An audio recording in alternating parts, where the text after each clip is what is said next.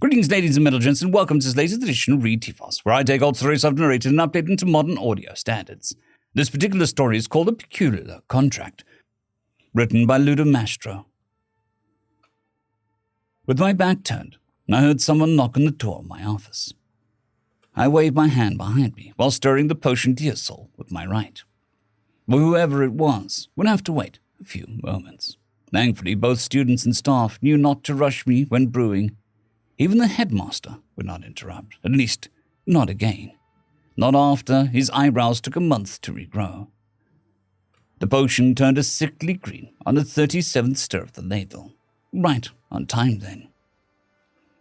I added a pinch of prepared alchemic salt, and then began stirring wood additions. The potion frothed for a moment before fading to a nearly clear color. Now it only needed time.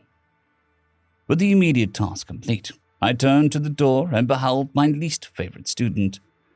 She was beautiful, a given with her elven features. However, her face radiated conceit, which reacted poorly with the skin-deep beauty she was graced with. If her father were not an enthusiastic daughter and supporter of the academy, I doubt we would have admitted her. She was most likely destined to end up as a trophy for one of the princes. Perhaps he would merely be entranced for a season by her beauty, and then bed her and be done with her. Unfortunately, the youngest prince currently attending Blackfoot Academy thought more with his member than his brain. Thus, it was possible, though I sincerely hoped not likely, that she would end up as more than a temporary ornament. The idea that any girl so vapid could be the mother of a potential heir to the throne of Albion made me ill. Nevertheless, I must live up to my responsibilities as an instructor. I put on my professional smile. Yes, Melisenda, how can I help you? I want you to review my work on the summoning assignment. Of course she did. In her mind, I could do the work for her and then grade my own efforts when it came time to present her summoning in class. Nevertheless, I suppose I should spare the academy the difficulties resulting from Daddy Dearest being upset that his precious darling had her beautiful face eaten by her assignment. I resigned myself to the bare minimum of effort. I extended my hand for her parchment. She merely tossed it at my desk and began to look at her nails. How could she have been born into such an influential house, yet have less breeding than the daughter of a town scribe? I allowed myself a half sigh as I read the work in front of me. I was surprised. The summoning was well documented, if not inspired. I was about to comment on her improvement when I noticed a dwarven glyph embedded in one of the containment layers. No elf would use dwarven symbols in their magic. Well, no elf that would have done their own work would do that. Ulrich von Sondover, the pure delusional fool, was the only dwarf in the same class. He was a pushover and would have easily fallen prey to her charms. He was a bit hopeless. The second son of the previous dwarven king and, according to his brother, the king, an absolute failure of a dwarf. He had been exiled.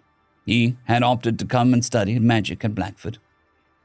The truly tragic thing was that he showed just enough talent to continue his studies without enough talent to actually make much of them. Well, she intoned, while impatiently tapping her foot.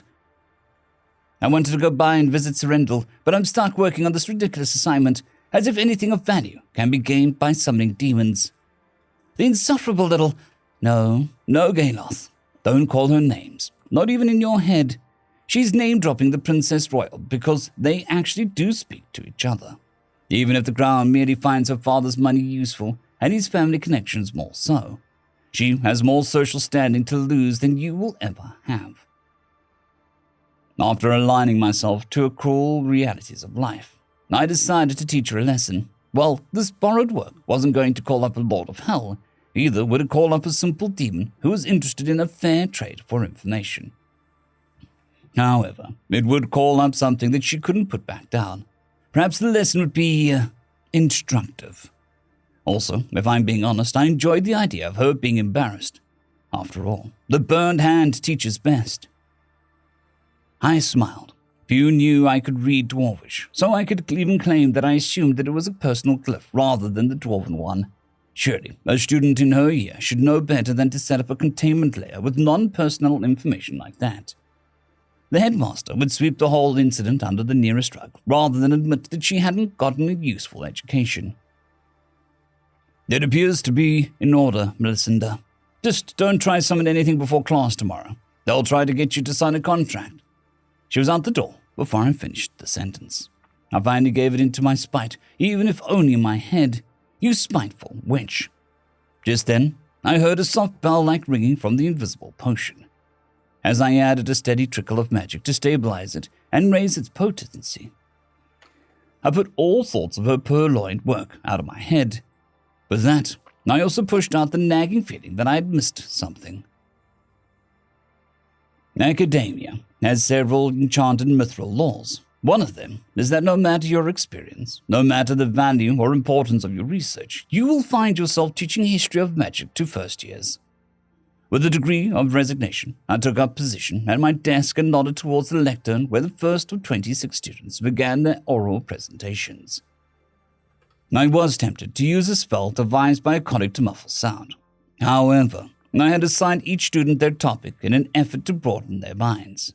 The least I could do was listen and see if they had learned anything. Never let it be said that I don't take my role as an instructor seriously. The first student was from a lesser noble house that placed undue value on status quo. I settled in and listened. In the first stage, it was a suitable summary of the law of creation wherein our world was given form. She had glossed over the more thorny theological bits and stuck to the sanitized version of the personification of the Orcs. All in all, a well-done and non-controversial summary. It was boring. It was safe. It was exactly what her family had expected. They wanted her to make contacts. They told her to not embarrass the family on a wider stage. I suspected they had told her that if she attracted the eye of a suitable second son, they could count her education as a success.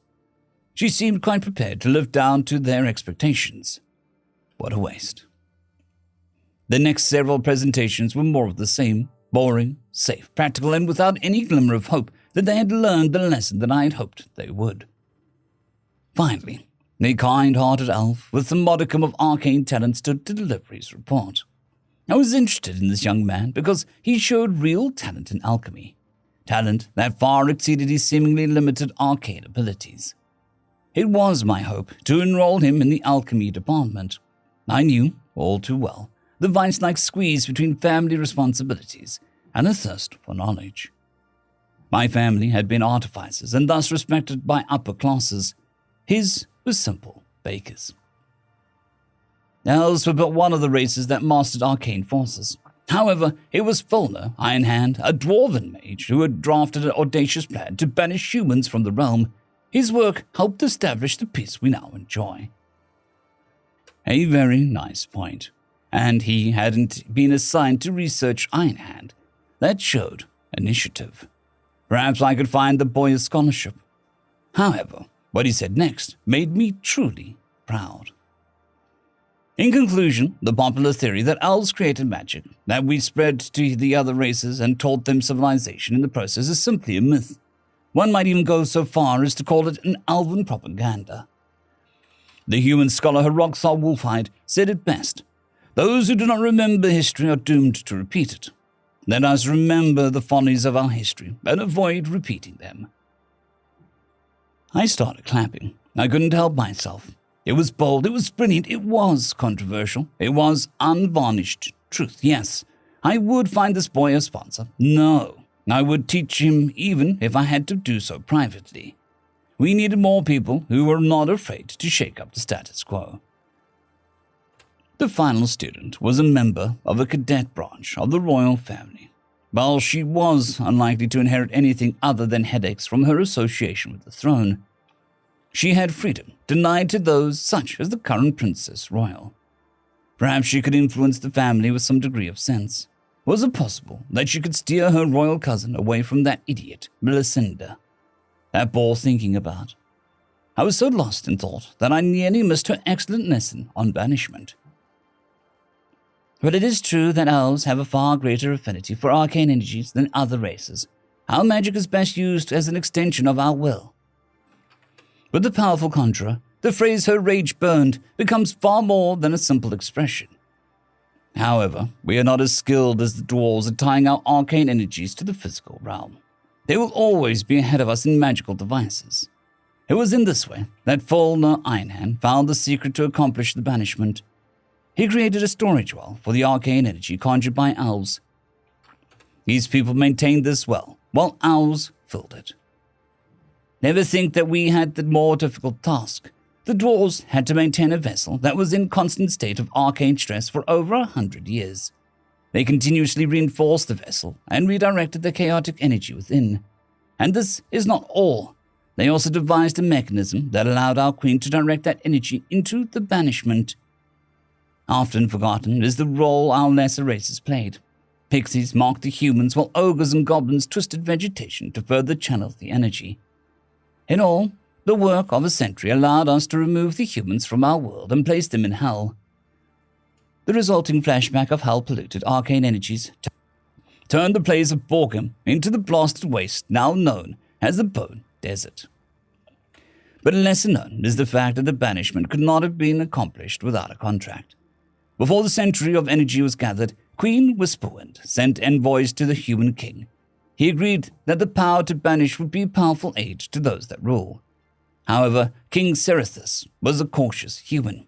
He demanded in acknowledgement of law that a contract be drawn up. In this way, the awesome power of banishment could not be abused by any of the races. So a contract was created. It was long and complicated and difficult to read. However, it contained examples. These examples showed less than 100 people being banished at once. However, the contract never specified an upper limit. It also contained examples of a majority of the royalty deciding when to use the power.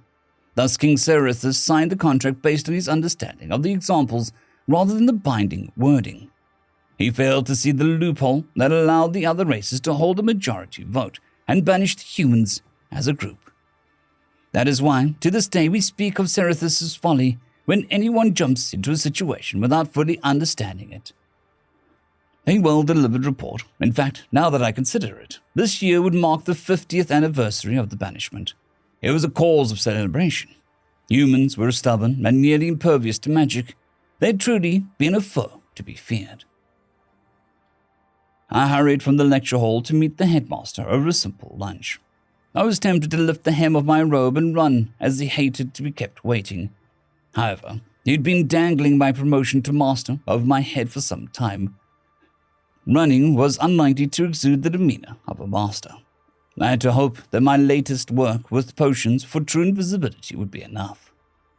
The headmaster's nasal voice was nearly lost in the breeze. "Gazal, Arthur, good to see you. How goes the research?" "Very well, headmaster. The Royal Guard picked up my most recent batch of true invisibility potions last night before I went home. They were pleased with the last batch and merely want to measure my ability to consistently produce them." I had undersold my work a touch, but the headmaster would know this and think me, well, I hoped he would see this as understated accomplishment rather than false modesty. But who knew with Nysa Copperstag? He nodded. "I heard from the prince that he had used one himself and felt it worth the royal seal." My heart soared. At that point, I would not have begrudged the prince a tumble with Melisenda, not even if it were in my own bed. "Granted," he said. "The prince is not the queen, but if he is pleased, I think we can consider changing your title from a simple instructor to master." I was stunned. Granted, I had expected it, but to hear him say it was even better. I felt invincible, knowing that it was only a matter of time before Melissenda's ineptitude caused me problems. I invited the headmaster to my next class, a summoning lesson. I hoped to show him firsthand the issues with the girl. The headmaster decided to sit at the back of the classroom. I went to the front of the room and placed down a circle of protection. Should the worst come and a student fail at containing their demon, the rest of us would be safe. Advanced classes have advanced risks. The first several students summoned imps and similar creatures. The forms varied from animals to grotesque caricatures of elven kind.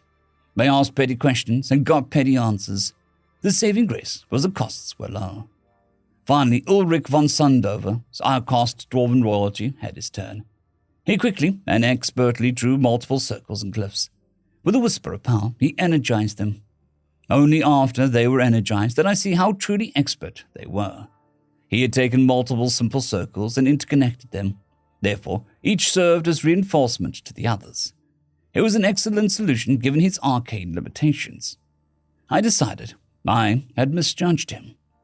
With a glance at the back of the room, I noted the headmaster seemed equally impressed. The demon that appeared took the form of a midnight black warhorse. The coat seemed to absorb the light, while the mane and tail were bright flames. Vapor escaped from the nostrils while the smell of ash permeated the air. Ulrich stepped forward and demanded its name. The demon horse tossed its head. Again he persisted. It merely stamped. Then Ulrich's deep baritone rang out in the dwarven tongue. Thrice asked as once commanded. By my power I command you. Name yourself. It slammed itself against the circles in an effort to break free. The circles held, and it was compelled to answer. With a piercing scream it answered, I am Ashbringer, Flame Stallion, Sire of Legion. Speak your questions, mortal. A nightmare, and it held a title. This was far more powerful than what I had expected. Perhaps all of us had misjudged this dwarf. I would rectify that later. Now, I simply hoped he could put it down. Exiled or not, Blackfoot didn't want to have royal blood spilled on the grounds. Ulrich grinned. Where does the swiftest of your progeny run the land? The demon tried to toy with him. Will you break my offspring? You, a weakling cast out of his own house, how can you be so useless? More useless than a demon who does not obey his summoner. Ulrich's will became a palpable force, but Nightmare dipped its head in acknowledgement. The fastest of my fells runs here in Albion, behind the lands of the Duchess Zuvian Thunderspine, in a field ringed by elm. He is grey, and will answer to Shadow. Know that he will only serve a king. With a swish of its flaming tail, it asked, Thy payment, mortal? I shall gift him to a king, Ashbringer. Ulrich's smile had vindictive edge to it. However, I was the only one who could see it. He whirled the demon back to hell, and the nightmare seemed to smile before it faded from view. Terrifying. Nonetheless, that had been a perfect example of how summoning was to be done. I released the grip of my staff I hadn't realized I was holding. Now, I would finally have my dessert. Melisenda would receive a long overdue comeuppance. She referred to her purloined notes often as she drew the circle. With a mighty stomp of her foot, the circle split to life. A stunningly wasteful use of arcane power. She seemed to believe that her deep well of arcane would be the only thing needed to succeed in life. As an educator, the truly sad part was the wasted potential she exhibited. We waited with bated breath, but nothing happened. She seemed surprised. I grinned.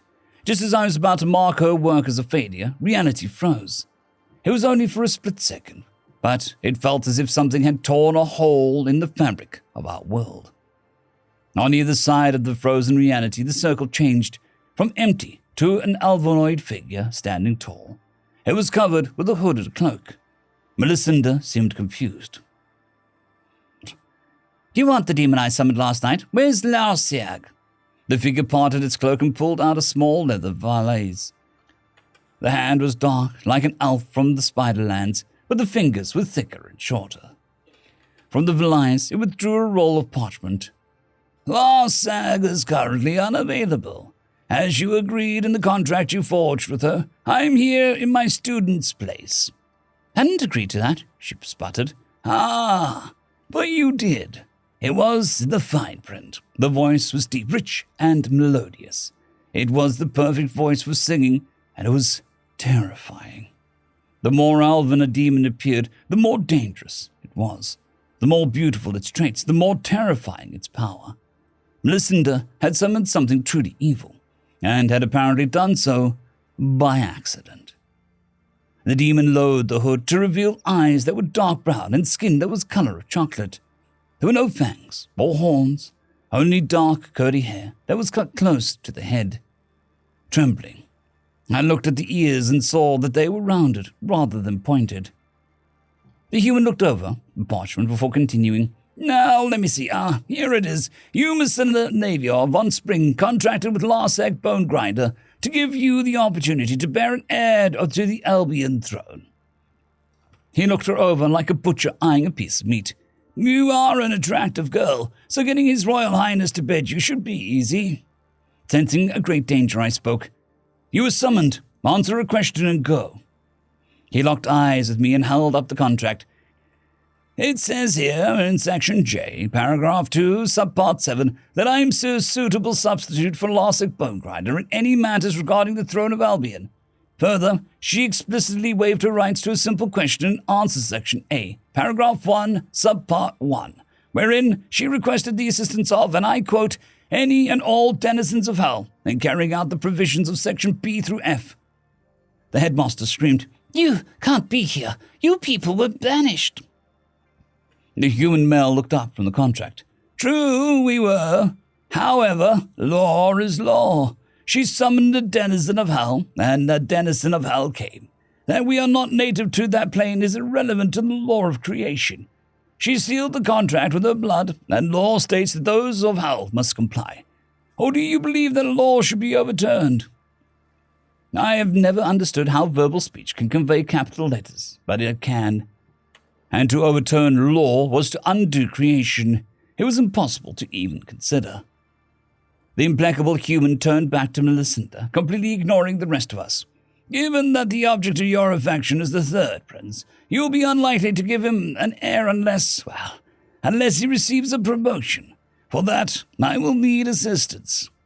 The human smiled a broad smile that never reached his eyes. He stepped through her circles, as if they weren't there, the dwarven rune flaring before it disintegrated. He walked up to the barrier and simply extended his arm towards me. In his hand was a copy of the contract. He motioned for me to unroll it. Per the provisions of Section D, Paragraph 3, Subpart 1 through 5, I am empowered as a demonic advocate to summon additional denizens of hell to carry out their contract. He stepped through my barrier and simply dusted off his cloak. Flickers of light filled the room, each one spilling yet another human into our reality. The human patted me on the shoulder. You will find everything is in order in the contract. It may have taken us 50 years to put a human in charge of the hellish bureaucracy, but, well, a contract is a contract. Perhaps you should teach your students to read them more carefully. Haven't they heard of Cerithus' folly? As the human walked towards the door, he turned back for a final time. I hear that loopholes can be abused if you aren't careful. This time, the smile did reach his eyes. End of story. I would just like to thank the T5 supporters. Bushmaster117, Caspar Arnholtz, Drankzoon WRE, Elijah Silvercross, Gray, John Carrington, and Severin Cerberus. Thank you very much.